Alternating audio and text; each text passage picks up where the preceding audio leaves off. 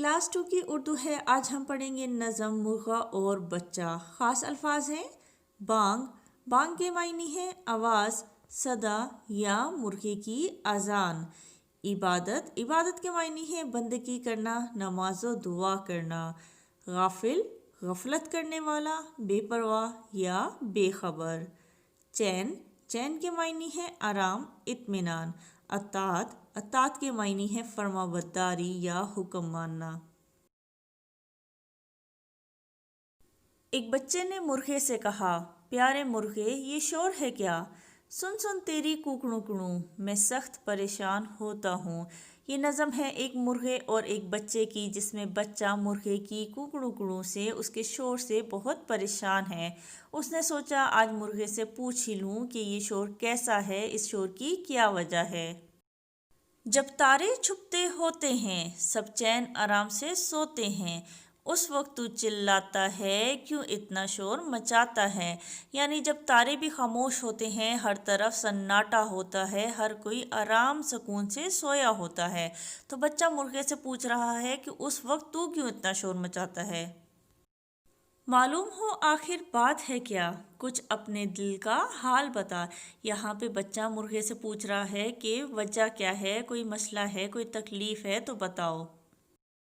مرغے نے سنا بچے کا بیاں، بولا نہ ہونا ناراض میاں، یہ میں جو شور مچاتا ہوں، مالک کو پکارے جاتا ہوں۔ اب مرغا کہہ رہا ہے بچے سے کہ ناراض نہیں ہونا، میں یہ جو شور مچاتا ہوں، یہ میں اصل میں اپنے مالک کی، اللہ تعالیٰ کی عبادت کر رہا ہوتا ہوں۔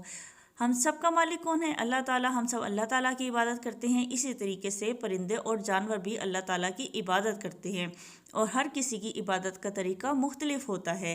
اسی طرح مرغے صبح سویرے اذان دیتے ہیں اور وہ اللہ تعالیٰ کی عبادت کر رہے ہوتے ہیں۔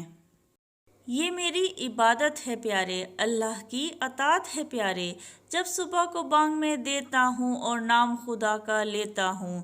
تم کتنے غافل ہوتے ہو، میں جاگتا ہوں تم سوتے ہو۔ اب مرغا کہہ رہا ہے کہ یہ میری عبادت کا طریقہ ہے، میں بانگ دیتا ہوں یعنی اذان دیتا ہوں اور اللہ کا نام لے رہا ہوتا ہوں، لیکن تم کتنی غفلت میں پڑے ہوتے ہو، بے خبر ہوتے ہو، عبادت کا وقت ہو رہا ہوتا ہے لیکن میں جاگ رہا ہوتا ہوں، لیکن تم سوئے ہوئے ہوتے ہو۔ پڑھیں، دیے گئے الفاظ کو ہم پڑھیں گے۔ بانگ، عبادت، غافل، چین، اطاعت، شور، آرام، ناراض، مالک، معلوم، صبح۔ میں جاگتا ہوں، تم سوتے ہو، تم کتنے غافل ہوتے ہو۔ مختصر جواب لکھیں۔ سوال نمبر 1، بچہ کس کے شور کرنے سے پریشان تھا؟ جواب ہے بچہ مرغے کے شور کرنے سے پریشان تھا۔ سوال نمبر 2، مرغا کس وقت شور کرتا تھا؟ جواب ہے مرغا صبح سویرے شور کرتا تھا۔ سوال نمبر 3، مرغے کے شور کرنے کی وجہ کیا تھی؟ جواب ہے مرغے کے شور کرنے کی وجہ اللہ کی عبادت تھی۔ جملے بنائیں۔ پہلا لفظ ہے معلوم، مجھے میرے گھر کا راستہ معلوم ہے۔ عبادت، ہم سب اللہ کی عبادت کرتے ہیں۔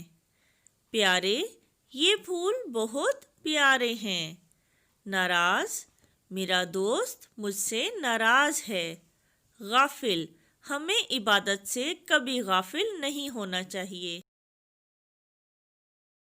مندرجہ ذیل الفاظ کو ان کے متضاد سے ملائیں۔ متضاد الفاظ وہ الفاظ ہوتے ہیں جو ایک دوسرے کی ضد ہوتے ہیں، ایک دوسرے کے الٹ ہوتے ہیں۔